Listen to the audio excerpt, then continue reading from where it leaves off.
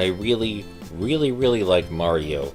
I like it for a bunch of superficial reasons, like all the bright and colorful graphics and how happy everything is and how nice the world looks, but there's also a lot of mechanical stuff I love about it.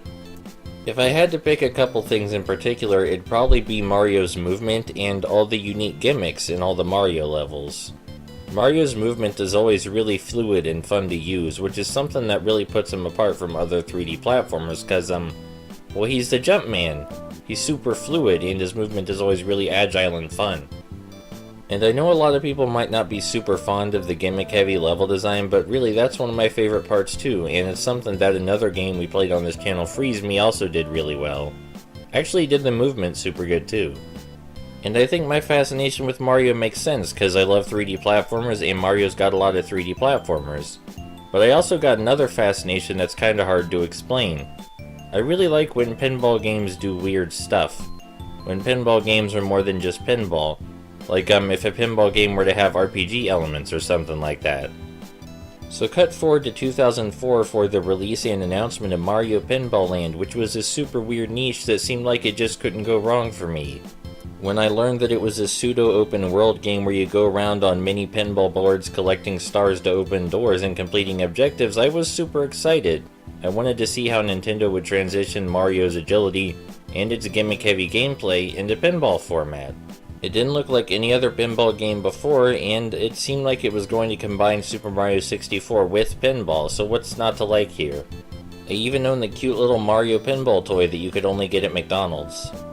So I'm getting into the game itself. The premise of Mario Pinball is pretty simple. There's around 40 mini pinball tables that you can transition between, and most of them have a single mission on them that you can complete to get a star. There are 35 stars in total, but you only need 15 of them to beat the game.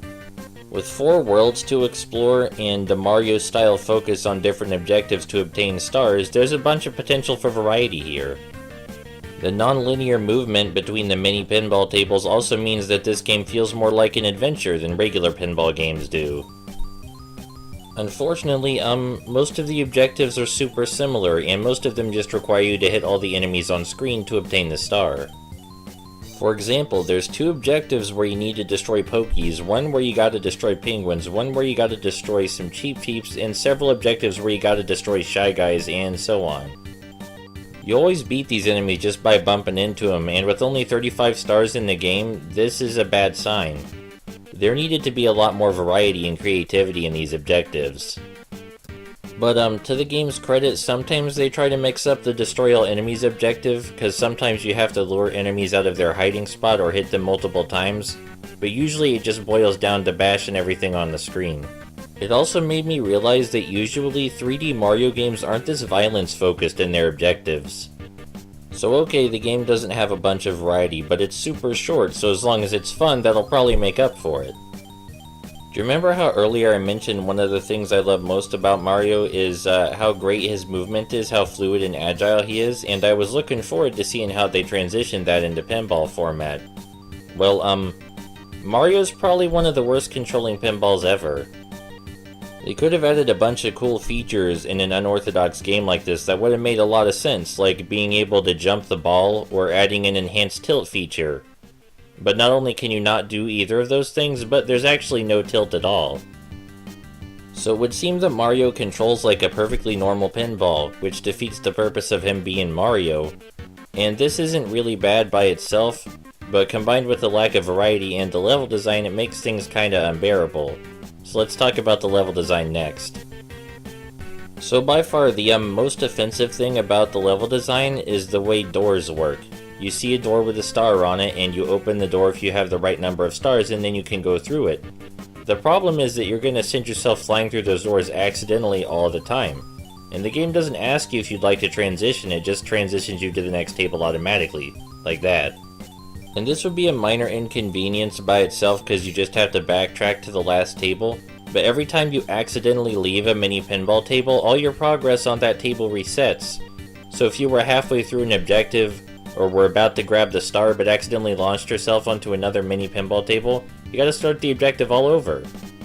It doesn't matter how long or difficult the objective is, even boss fights. If you beat a boss and the boss key drops, you gotta start all over if you accidentally leave the room and go somewhere else. And we already went into the lack of a tilt feature or anything that would make the Mario Pinball control in an agile fashion, so this makes it even worse. The second most offensive thing in the level design is the lack of objects on the mini pinball tables to angle your shot off of. In regular pinball and regular pinball video games, there's a ton of objects on screen that you can angle your ball off of. But as you might have noticed, the mini pinball tables are kinda barren, and the only things on the tables are stuff that you really need to complete your objective. Which means not only is there no tilt feature to control Mario, and not only does Mario not have any agile abilities, but there's nothing to angle your shot on so that way you can aim it properly. It's super frustrating trying to play this game normally because it feels like everything I accomplished was luck because of how little control I have over the pinball and the basic features that were missing from other pinball games. And, you know, the lack of any features that made this feel like Mario. The only way to make Mario Pinball Land enjoyable with very little effort would be to remove a failure state entirely, but I don't think that was likely. The game's just super badly designed on a fundamental level, and I don't understand how it got this way. It looks super gorgeous, but that's about all it has going for it. I can't even recommend it as a novelty, because I think it'll really irritate most people, which is kinda sad.